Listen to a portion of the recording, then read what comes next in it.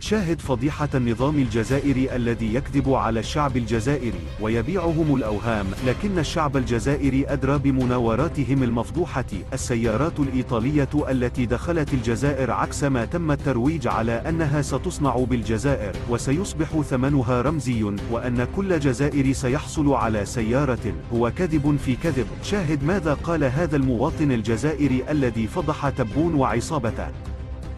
والطوموبيل تاع 90 مليون ما كاش منها، باسكو الزيادات هذه راهي زيادات عالميه.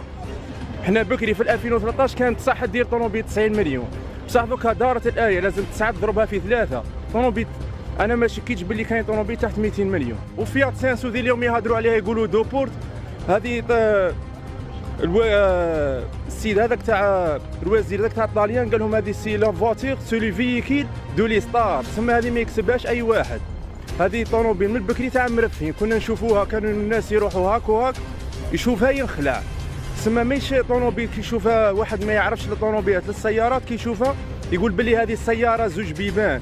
زوج بيبان بصح يا خويا تسوى شكاره تاع دراهم. نعيط لهم دركا قدامك في التليفون ما كاش اللي عنده بلاصه يقول لك غير استنى علاه، باسكو الحظيره تاعنا راهي فيها السيارات كاع قديمه.